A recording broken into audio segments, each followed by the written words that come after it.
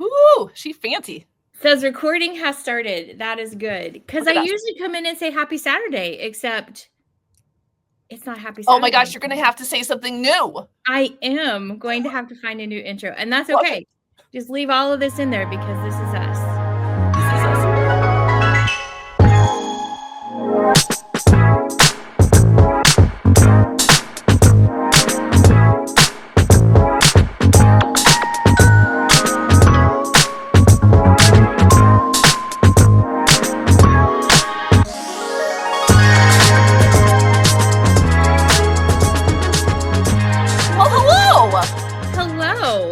I'm so excited to be back. I know it's been a hot second. It has, and this is we're rolling out a new way for Doodle and Chat with friends. We're just sticking with friends and kind of revamping and re-envisioning how we do this or how we do things around here. I'm excited for it. I am also very excited. I'm going to lead you into the bio like with perfection, so hold on. I also couldn't think of a better educator for us to have on our very first episode with this new revamp than Sarah Thomas, who has, is innovative and forward thinking. And I just think it's perfect for this and episode. Also very willing to roll with our Hot Mess Express this morning. And so I love that as well. Yes. It has been a learning curve recording versus live. You would think that the live thing would be the hard thing. And I feel like the recording here is harder than going live. I think so too. Just because we're not sure yet what to do. We'll get there. We will, for sure. We will get there. So I am really enjoying having some time off from work though, since we're recording this over the winter break. And so I feel very refreshed and rejuvenated after having a week off. And so I'm not that during the school year zombie that happens sometimes. Truth. So. Very true. Very true. All right. So you did set up that baseball for me. So let me see if I can hit this out of the park. All right. Our guest today is a longtime educator who started her career as an elementary and technology teacher and most recently as a technology coordinator. Her experience with technology and education led her to share her knowledge through social media and public speaking. In 2014, she founded EduMatch, a community of educators learning and sharing with each other. The EduMatch platform shares the voice of educators through podcasts, blogs, the EduMatch Foundation, and EduMatch Publishing. We are so excited to doodle and chat and learn all about Dr. Sarah Thomas today. Here we go. Hi, everybody. Hey, good morning. Thank you so much for having me. Good morning. Good morning. Great to see y'all. Great to be here. Of course. Yes. So excited. So excited. So for Sarah, she knows enough about what she's getting herself into, but any new friends that are joining us today, we have the bowl that knows here filled with questions that are written just specially for Sarah, as well as a few random ones that even Mandi and I don't know about it. And we call it the bowl that knows because it always seems to give us just the right question for our friends that are on with us. So Mandi and I are going to turn our cameras on because we do doodle on Doodle and Chat. And then we're going to doodle and chat all about Sarah Thomas today. Oh, I'm with it. Oh, goodness. Not centered. There we go. We got it. Oh, my goodness. I love the doodle so far. This is so cool. And Sarah's done. And we're out. Yeah. Oh, man. No, this is great. Awesome. Awesome. All right. So let's see what we have. I'm so excited to get started. Me too. I'm excited to talk about Sarah. So excited.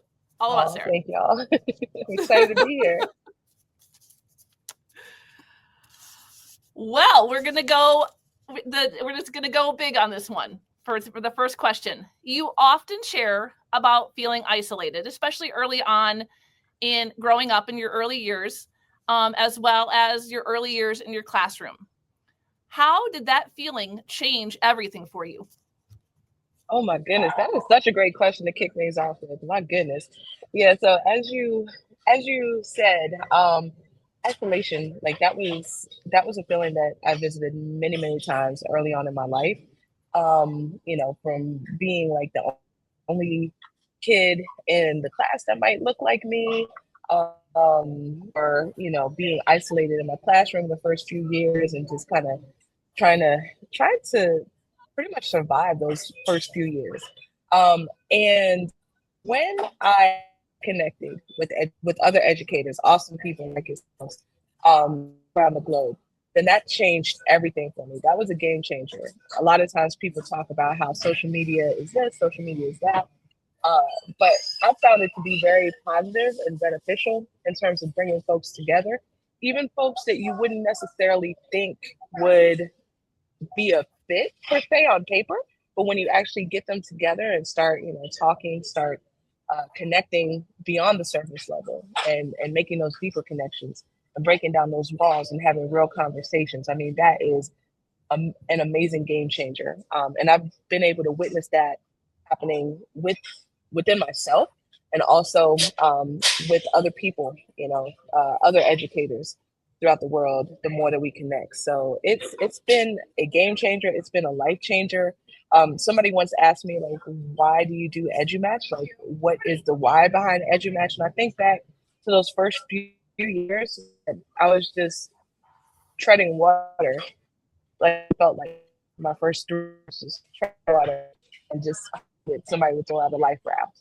And, the first step was finding a better fit for me as an educator, in terms of the environment. But then shortly thereafter, I got connected, and that came as a result of moving to a, I guess, for lack of a better term, a safer space, to teach and to connect, where I felt supported, and at that point, just being able to take some positive risks for the benefit of my students and connecting was the best one that I did. And I wish I had that like earlier on. So that's the why behind the EduMatch. I love it. I love it. I feel like, and maybe you do too, and I know Mandi and I have talked about this a lot too. I feel like that step you took to not be isolated is going to have a resurgence for all of us educators because of the direction that social media has gone to deep sadness. Like for me and Mandi, like it's like more in the loss, right? Do you feel the same way? Yeah, totally. And I feel like collectively, I can't speak for everybody, but I'm seeing like a lot of people feeling that same way. I know that recently, at the time of recording this episode, there's been like a mass exodus to Bluesky, and that to me has it's recaptured some of the same feeling as old school Twitter. And those very first few days of connecting, the first few years of connecting, and I really hope that it continues in that way because I'm building even more PLN on that platform. So I'm super excited because I'm meeting all sorts of like amazing folks. And I'm just really hoping it continues, and I'm hoping to be part of helping folks to connect in any way, because that's kind of what EduMatch does. So I'm excited. I'm here for all of it. So yeah, so I'm optimistic that we'll come together. Yeah, I agree with you. It does have that old school Twitter feel too. Yeah. I actually texted Carrie like when I hopped over to Bluesky, and I was like, this is what I've been missing. So my dissertation was actually on professional learning through social networks for educators and how it impacts a teacher's self-efficacy when you can use those social media networks to connect with each other. And losing that for me, like it hit so hard. It hit so hard because that's where I found my people. Like that's where I found the people that were going to lift me up and help me be better. And man, when I hopped on Bluesky, I was like, this is amazing. It was exactly that old school Twitter feel. And it felt so good. Just very reassuring. Yeah. For sure. I hope it continues. Me too. Yeah. Me too. Me too. Yeah. I do as well. I hope it for sure does. For sure. All right, here we go again. Next question.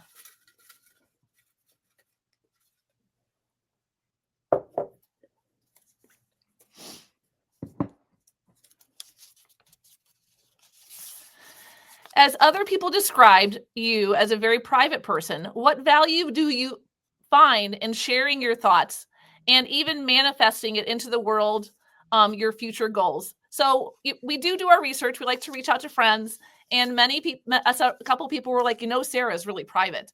And yes, you are. However, there's this part of you that does really enjoy sharing. And so what value do you find in sharing? And even like I found that you often manifest things like putting it out there into the world seems to be something that you find either very valuable or powerful. And I'd love to hear more about that.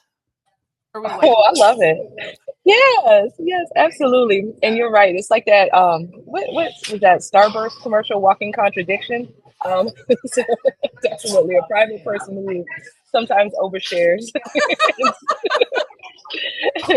Yeah, but yeah, there's certain things that I do keep kind of private. Like, for example, when I had a baby, like most people didn't even know I was pregnant because I kind of kept that under wraps. Not to be secretive or anything like that, but just our journey was kind of was an interesting one. So I waited until she was born to fully share. But yeah, I really do believe in the power of manifestation and speaking things into existence.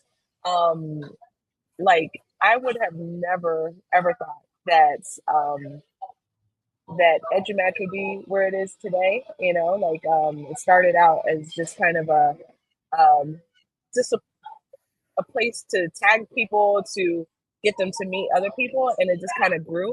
I mean, that's been through the community. That's been through the community bringing their great ideas on how they want to see us grow and how they want to see us pivot. But a lot of that comes from that dialogue, and a lot of that comes from putting an idea out there. Hey, what if blah blah blah dot, and people jumping on and saying, hey, yeah, that's good, that's really good. And that kind of gives us direction on where to go. Proof of concept. I was reading a book by Tim Ferriss, The 4-Hour Work Week, and he often talks about the minimum viable product. And so that's something that I really live by, and just putting something out there and seeing, if there's seeds for it to grow and flourish, and iterating as people give their feedback, and it being like a living, breathing thing. That is definitely a way to a way that we've grown. So I can definitely speak to the power of that. And even, if things are goals or dreams, then just speaking life into those. And sometimes for public accountability, sometimes for I don't know, just like depending on what folks believe. A lot of people believe that you can attract that energy towards you. I've read some books like that, and that kind of resonates with me. I do like that. I do like that concept of being able to attract the energy of what it is that you desire. So I guess that kind of sums it up. I love it. I also think there's a fearlessness with that, or maybe it's I don't know. It just but I do but I hear what you're saying too, and it really is powerful, because you're right. If you put it out there, you really are making yourself accountable, because it can feel like a little bit of pressure, right? Yeah, for sure. For sure. I have like some goals right now. Like here's kind of a silly example, but I've gotten a lot into learning about like weightlifting and things like that. And so I said on my Facebook that by my next birthday I'll be able to bench like a certain amount. And now I'm like 5 pounds away from benching that amount. So I'm super excited. My birthday's not till September. So I mean, just like putting that out there, just having that goal and like posting about it like every workout, and just getting closer and closer. It's really a cool, it's really cool to be able to do that in public, and be held to that standard, because if it was just me, I probably would have forgotten about it already. So yeah. No, yeah, I love that. Yeah, no, I had another thought. I'll just go for it and just see. So like I have to be straight with you. Like, so I was researching everything Sarah, And I have my own goals that I was just talking to my daughter about in the car after we were shopping. And I wrote them down. I'm like, I'm going to manifest them like Sarah Thomas. And so I put them down in my Google Keeps. Are there ideas that sometimes you do hold close to you because they're ideas that you, not that you don't want somebody to steal, but that you need them to be yours first before you develop them? Or do you really take that leap and share them out and just share the whole process? Do you have boundaries with those kind of things? Yeah, that's a really good question. Not everything. I don't put everything out there. Just usually the things that I'm like comfortable with putting out there. And I don't really know how I differentiate them, to be honest, in my mind. I guess just like by feeling, like if it's something, I don't know. I can think of a few things right now that I'm just like, that one I will keep, to myself until it happens, But but I would say like for the most part, most things I feel comfortable just kind of putting out there and seeing what the universe does with it. I love it. Got some things to think about. Yeah, for sure. Appreciate it. I got little flying light bulbs too, which I'm also very in love with. Like Sarah's just putting her ideas out in the world. I'm like, yeah. That is so dope. I love those. Oh my goodness. I'm looking at the drawings right now. I'm like just yakking, and now I took a second to actually look down and I see what y'all are doing. This is amazing. Oh, I love that, Carrie. That's a good addition right there. Thank you. I tried to do the Skittles contradiction. Like I was trying to imagine like the Skittles candy thing, and it went. But it's okay. It's there now. Yes, indeed. I love it. I love it.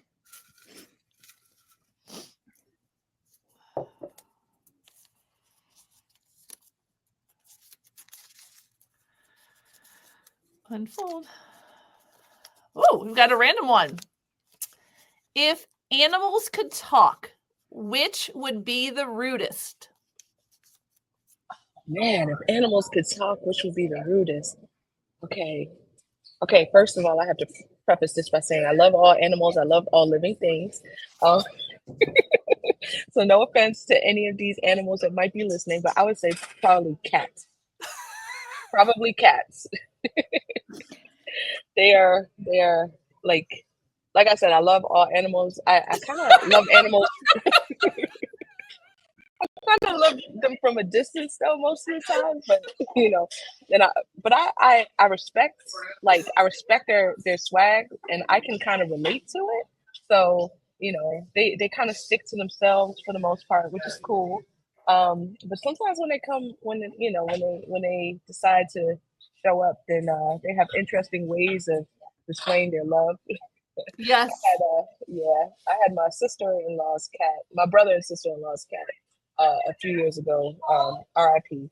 But I remember she showed me that she liked me by sticking her claws into my leg repeatedly, and I was just like, wow, okay, all right, that's interesting. That's a new one for me. Cats are so sassy. Like they're just so incredibly sassy, and they really are demanding. Yes. I can't say the word that I usually call them because we try to keep it family friendly. That's the word that I usually call them. So. Right. I feel you. Totally feel you. Oh man. Well, I am a cat owner, and I can say that, yes, I would imagine that. Like, there are several times, like, we'll narrate for my cat, and there's often times that she swears because she just, like, they are rude. Like, when it's 4:00 in the morning and I want to sleep, and you're biting my forehead hair because you don't want, like, just nibbling, like, she'll get up on the pillow and, like, nibble because you've already tried laying on me, and that didn't work. You tried purring in my ear and being sweet, and that didn't work. So I'm gonna, and if it was my daughter, she likes to paw throat her. First I was nice, right? And now I'm gonna, do what I want to do. That's funny. She sounds a lot like my toddler. Right? That's true too.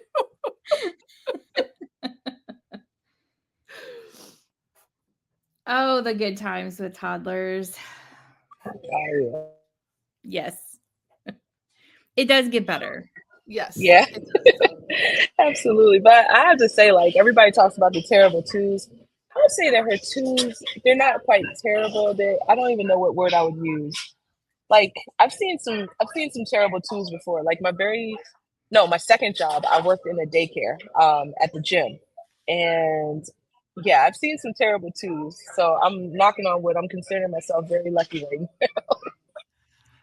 I will say the threes were harder for me. I was gonna say, I really don't know why they call it terrible twos. Only I think because I guess I didn't realize. So we'll give you some wisdom. I guess I didn't realize, the importance of noticing the non-communication communication, because there's this big need to be independent and do things on their own. And I guess I didn't realize that as a parent until, we got past the threes, or until I learned that, they just want to, they can talk and they can't talk, it's kind of like if you've worked with seventh graders, you've worked with a 3-year-old, right? No offense to any seventh graders out there. They know what they want. They want to be independent, but then they don't. They need you. It's the struggle. Would you agree, Mandi? I would. Yes. Yeah. But That's it's fun great times. advice. Yeah, for sure. Fun times. Every age is different, It's the joys of being a mom, right? And being a parent. Yeah, totally. Awesome. Wouldn't change it for the world. As she picks a new one, Sarah, I'm just curious, what's your drink of choice at the location that you're at? Ooh, well, today it is a tall caramel macchiato with an extra shot of espresso. Yeah, Nice. yeah. Yeah. Thank you. That sounds yummy. Yeah. I used to frequent this location like all the time, but I forgot what my order was, which is a shame because I used to be here like every weekend for like maybe 3 years or so when I was working on my dissertation, and now I forgot what I had. Yep. Yeah, I think. Yeah, I imagine everybody has their spots for writing or, dissertating. Absolutely. And I actually work with doctoral students now to help them write their dissertations. And I'm always telling them, you just have to find a time and find a place, and you just have to do it. That's all it comes down to. You just have to do it.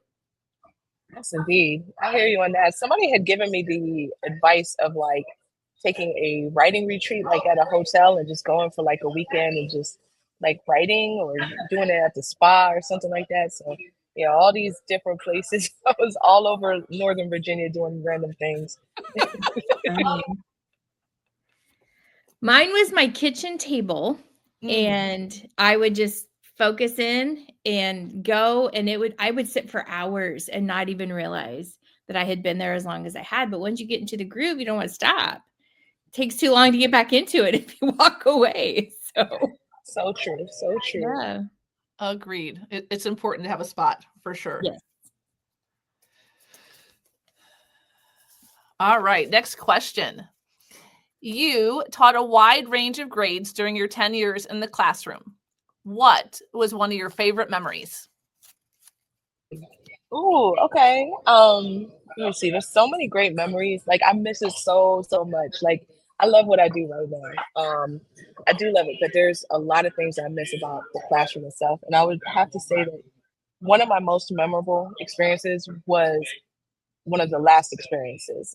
So I went and taught high school, excuse me, for like 4 months.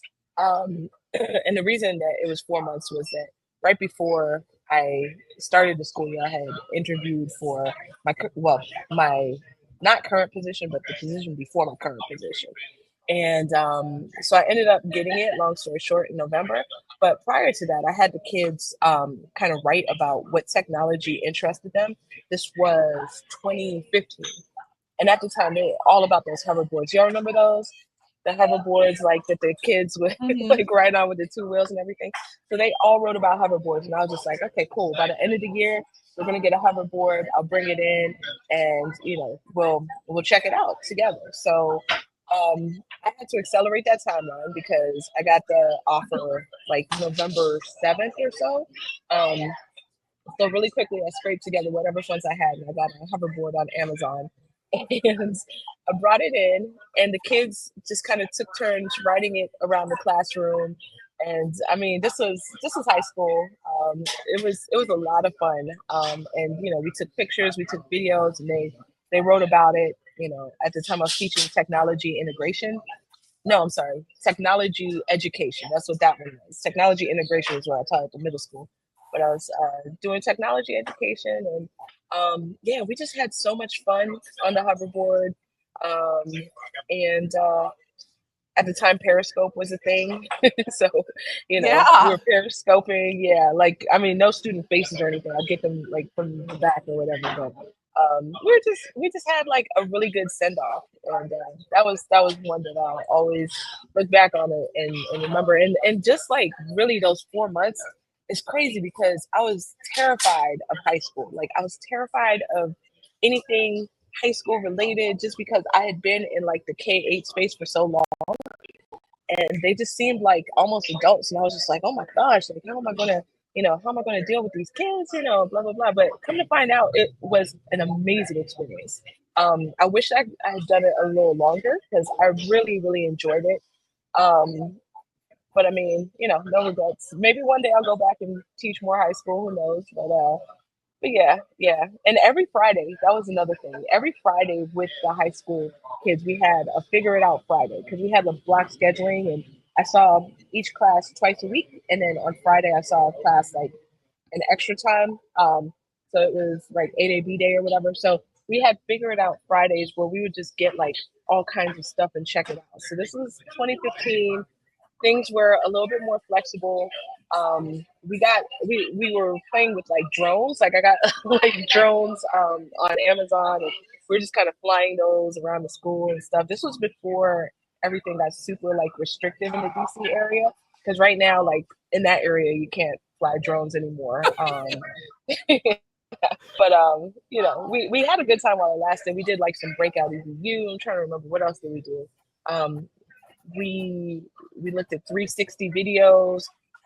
One thing that was like really cool back then, this was before like Chat GPT and all that, but there was like a post about generative AI and how it was like starting to write blog posts, and we kind of looked into that. So I mean, it was a lot of fun. It was just like playing. Everybody was playing. The kids were playing. I was playing, but we were learning together. So it was really cool.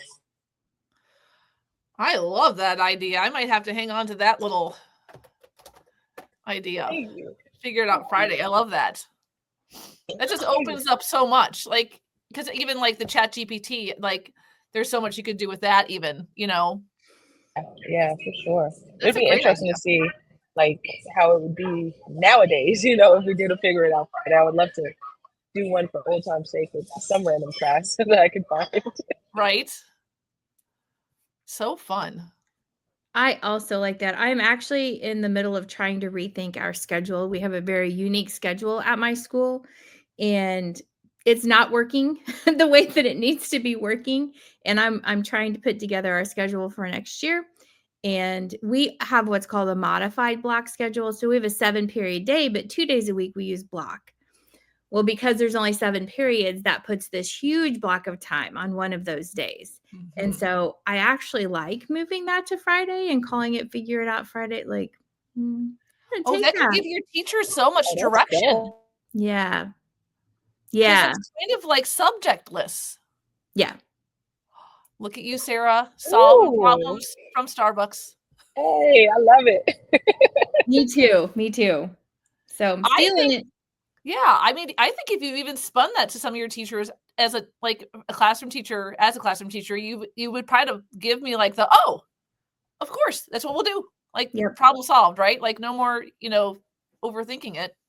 Yep, like, that's I like it. I love it. It could also open up subjects to do like collaborative things too, with the Figure It Out, Yep. Oh yeah, that would be really dope. Like interdisciplinary. I love that idea. And the block schedule, right? That would be so fun. Got my brains moving now. So here in a minute, I may be grabbing a notebook and jotting some ideas down because it's like it's percolating in there. The light bulbs are flying out of your head. They are, actually. Oh, They I are. love it.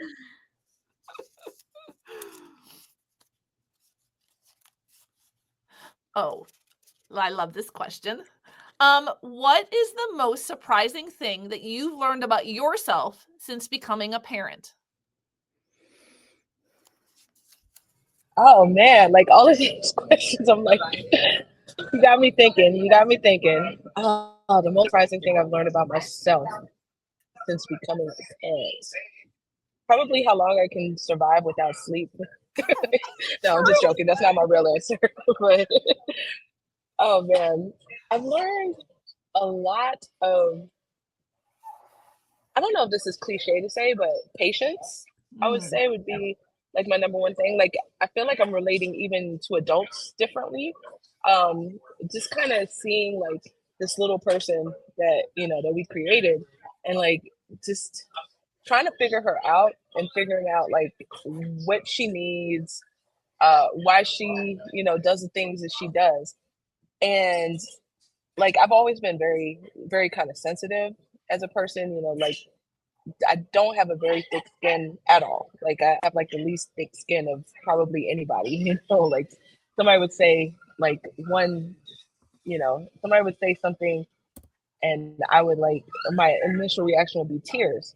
But since becoming a parent, then I feel like I can kind of try to empathize more with the other person and see, you know, see why they're reacting the way that they are. Maybe empathize is not really the correct word in this situation, but I guess not taking things as personally, um, and just kind of trying to figure out like, okay, what is it that's the issue? You know, like how can we work together to solve it? Um, and letting things roll off my back a little more because I mean we're all like we all have an inner child and sometimes when people might say hurtful things or you know react in a way that we don't necessarily like then it comes from that and I guess that's been like my biggest the biggest thing I've learned that just realizing that people may you know people may act from their inner child and just learning how to kind of navigate that. Okay, so I know that that was like a circular answer, but I had to kind of think it through as I was talking. I love it.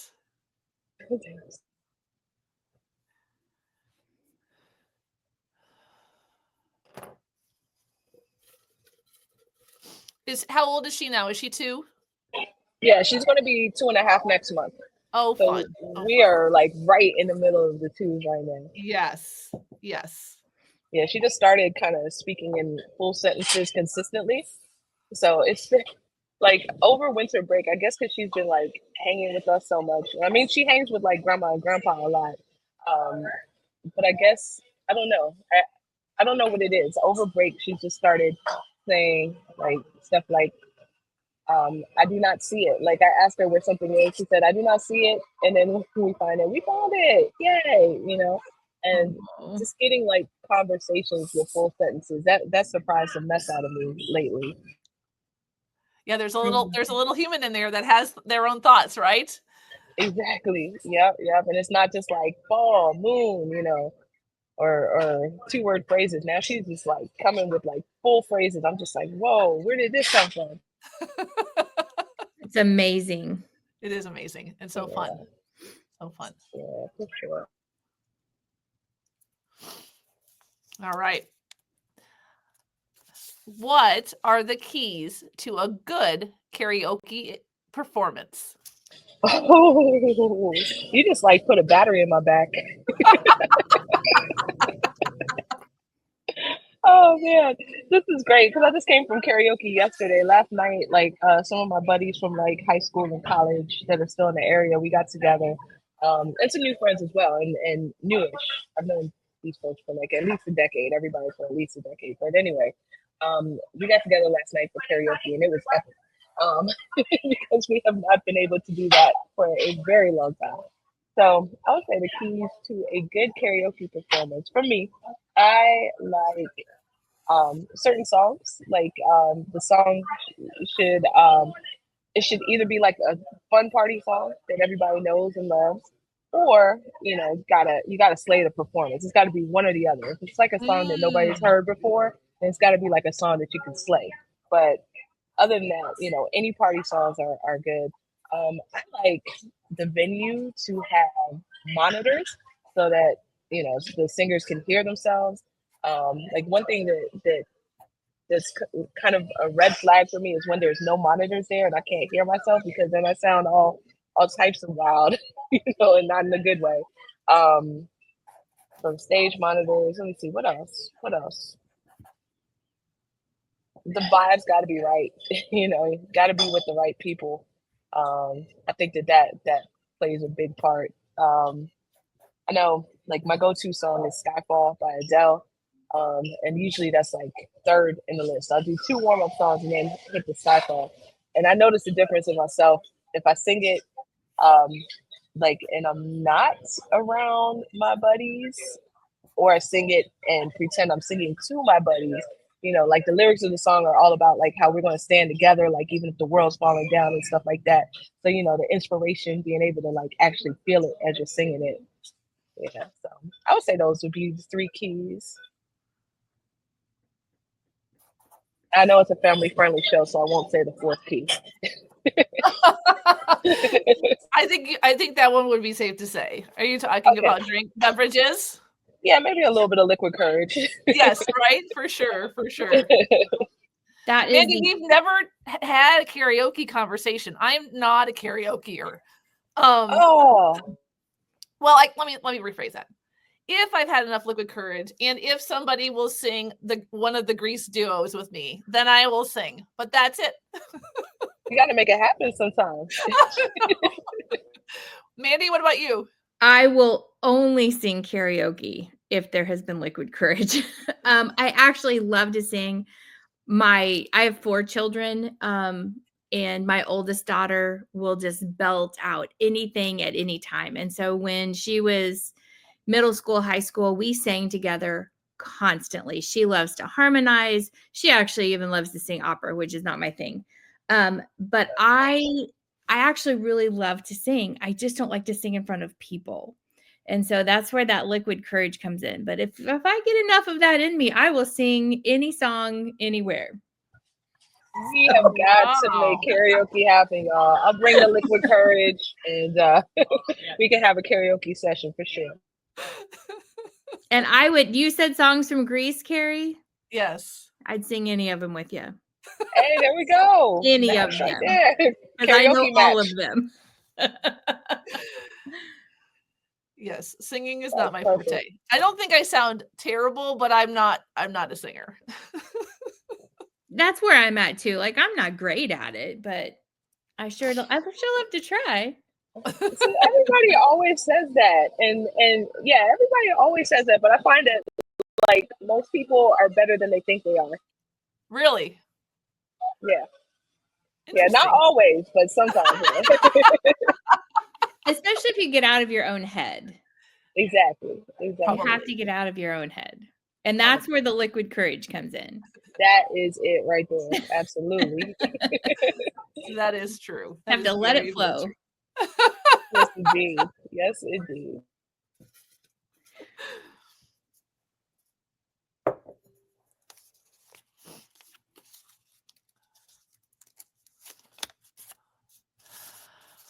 What are 3 timeless strategies or mindsets for any educator?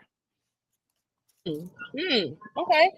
I would say the first one came to me quickly, and that is always being open to learn from anybody, from students, from colleagues, from whoever's designated as an expert. And I really think that we all have expertise within each of us. We just got to zero in on what it is and just nurture it and bring it out. So let me see.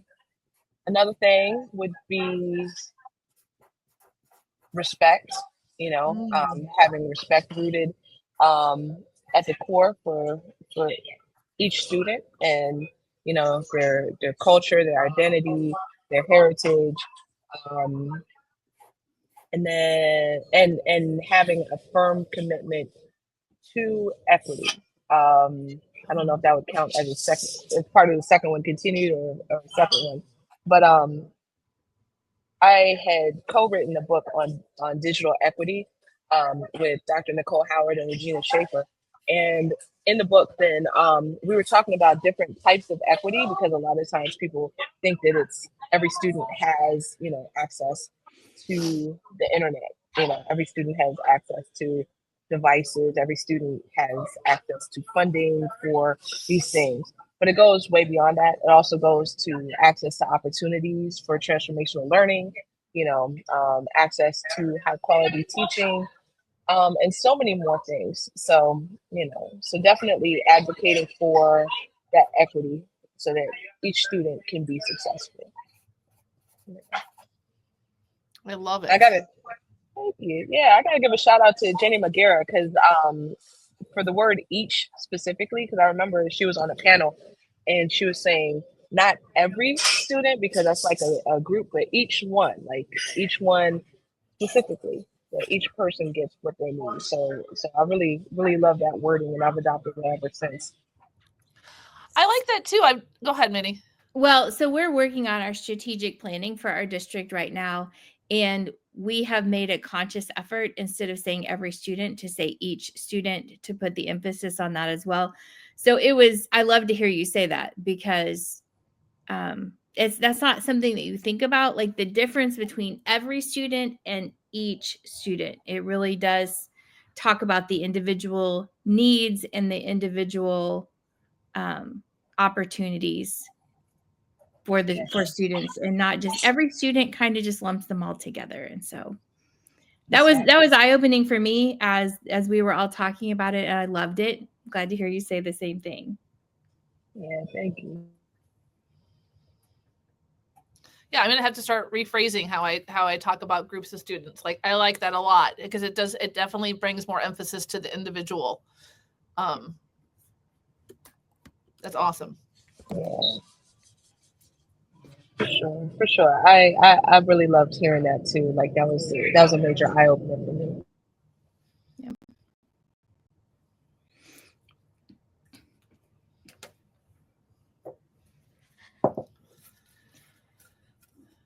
Those are conversations that I have had with my own personal children recently. My youngest son is finishing up his degree in psychology, and he really likes to have some deep conversations about things, which I really enjoy having those conversations with him when he's willing.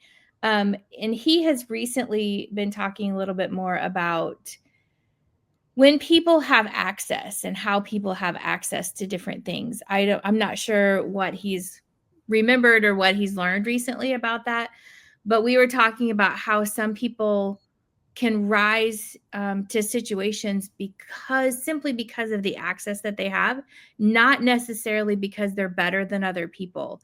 And that's something that I think we all know, that when you have opportunity, you can get there, and you may not be the best person, but you've had the most opportunity to be in that position. And to hear him talk about that and to see that, it was interesting to have that conversation. So it's super interesting, and I love that he's like looking at it through that lens. Yeah. And I also love, so that question doesn't always come up, but you're definitely the first one, to bring in some of these, just what might seem to some people as just very simple parts of education: respect, equity, and even like learning. And you emphasized learning from everyone, learning from anyone. They seem like they're simple things to keep in mind, but they're not. But the power that they hold is so valuable for teachers to kind of grab onto and remember in their practice. Yeah, thank you so much. Yeah, it's incredible just to see what we can learn when we're open to it, and just how much it can transform not just our practice, but even our lives, So agreed. Yeah. Very much agreed. I think I have room maybe for another question or two, Mandi, you think? I do. Yeah. Okay. This is a random one. What is the best type of cheese? Oh, the Hopefully best you're a type of cheese lover cheese. or liker. I do, and it's funny because my husband and I are on opposite sides of the cheese spectrum. Like what I love, he hates, and vice versa. And our daughter just loves it all. But I would say my favorite type would be cheddar, maybe cheddar. Cool. I would go with that. Yeah, yeah. And are y'all cheese lovers as well? I would assume. I would assume. I like cheese. Yeah, I'm not like really like I don't have a very big like array of cheeses that I could tell you that I've tried. But like, give me cheese. Yeah, I'll eat cheese. I'll eat cheese. We actually live near an Amish community, and they have all kinds of cheeses that some of it that they just make right there in house. And they have the best smoked cheddar. Oh my gosh. And so my dad always has some because he fun fact, because they live in an Amish community and the Amish usually drive horse and buggies. So my dad drives them wherever they need to go. So like if they need to go to a doctor's appointment or whatever. So we call him the Amish Uber. So he really is kind of ingrained in this Amish community, but that means he always has this awesome food that they share with him. And that smoked cheddar, so good. It's so good. That is super cool. That's super cool. And I was saying, I assume just because of geographic location about the cheese, but yeah. Yes, I gotta try that smoked cheddar. Yeah, That it's sounds good stuff. amazing. It's good stuff. it is good. Cheese is yummy. I think we'll do one more. I think we have time and space. Oh, it's a long one. The bowl couldn't have picked a better. I know which one this is. It couldn't have picked a better one to end on. It's a long one. EduMatch is a worldwide community of educators who learn and grow together. A community that supports one another in professional learning journeys and believes in the power of sharing stories. Why is what you do or what it does more important than ever? That is a great one to end on. And I would say for that, okay, just trying to get my phrasing together in my mind, but you know, as we know, the world is changing in many different ways. It's becoming more globalized. You know, like since I started teaching, I started in 2004, and now we have access to folks from literally all over the world, right at our fingertips. And there's been a lot of change. There's been a lot of division. There needs to be some healing taking place. There needs to be some support in place. There needs to be, the pendulum needs to come back, and it needs to stay, you know, in a place where we are more united. I feel like going back to one of the initial questions that we talked about, and we were talking about the deeper connections. We need to get to know one another beyond the surface level, beyond what we may seem on paper, and actually have conversations that will change things to get us back to healing, back to unity. And I know that some people may say that there has not been true unity, you know, ever in the history of the world, but maybe, hopefully, ideally, at some point there will be. So we need to move towards that collectively, and being able to use networks like EduMatch and many others that are out there. If people are open to communicating openly, honestly, learning together, you know, learning about people who may be very different from them, or who may seem very different from them. I think that that's going to be a major step towards getting to that unity. Right now, as we're recording this is the end of December. My family celebrates Kwanzaa, which is a holiday that is based on 7 tenets. The very first one being unity. And I think that unity is first for a reason, because it's, to me, one of the most important things that we can have. So I really hope to be in a place where people feel supported, where they feel like they have that sense of belonging that so many people are missing. And I feel that sense of belonging that so many people are missing are sometimes the reason why people are misdirected in terms of the communities that they do find,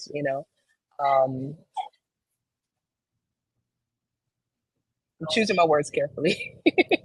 But yeah, but I think a greater sense of belonging for the world collectively, that's what I want to see, where people feel accepted, people feel loved, people feel supported, people feel engaged. And that's what I hope to create, and what I hope to support through EduMatch, and all of the different things that we do. I just want that sense to be there and that collective goal to be there. So.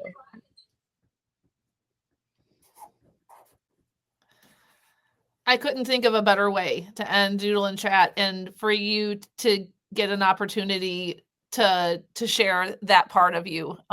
That was just, I found that really special. I think, we go and we can read online about people, and we can read the mission statements behind, things, but to hear you say what you just said, just brought a huge personal element to it, a human element to it, right? But also gave it just an incredible heart that's behind EduMatch, and an explanation that was beyond whatever I would have expected, and that's what makes you and what you're doing really, really special. Thank you so much. I really, really appreciate that. Thank you. All right, so let's zoom in on each of our sketch notes and take a look at them. Oh goodness, mine is all blurry. It is. Let's see if I can get it to focus. Oh, there we go. There it is. Yeah. Oh, I love the magnet for lightning, and your cheddar is amazing. This is so dope. I love it. And you got the Kwanzaa. I did. I love it. And this is so great. The what? That is awesome. The cat. Oh, the cat. Your EduMatch apple is significantly better than mine. I tried very hard. I even used the internet to draw it, and it was a fail. It's right there. I'm happy that you really can't see it unless I point it out. Oh no, that is great. Like, both of your apples and both of your drawings are just amazing. Well, if I remember correctly, isn't it kind of like a heart apple?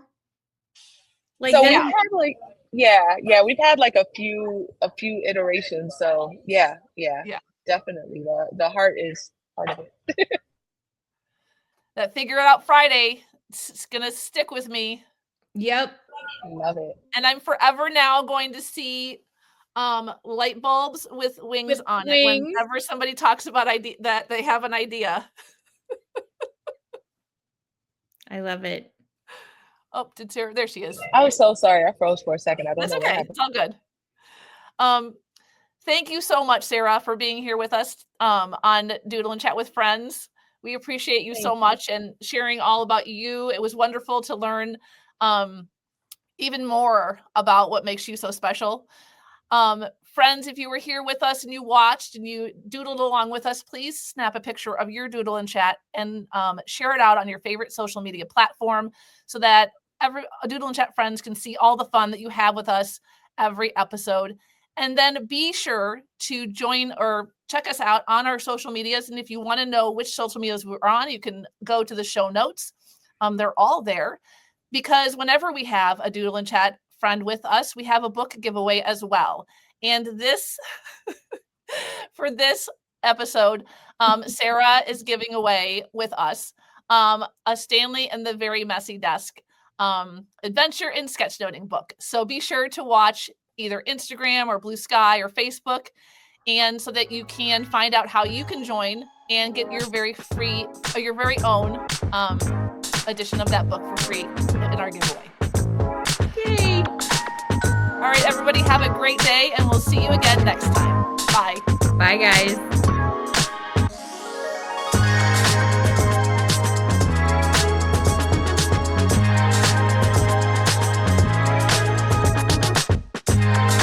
I'm a little misty. I'm a little misty too. I was pausing to think about what I'm going to say next because we don't usually wrap up like this. So I'm gonna tell myself, cut. And then we'll wrap it back up. I need a second to think about how we want to go. First of all, thank you, Sarah. Really. Oh, so thank much. you. Thank you. I appreciate you all. Now I'm getting touched. Like I'm feeling your emotions, right? Like that was just really special how that ended.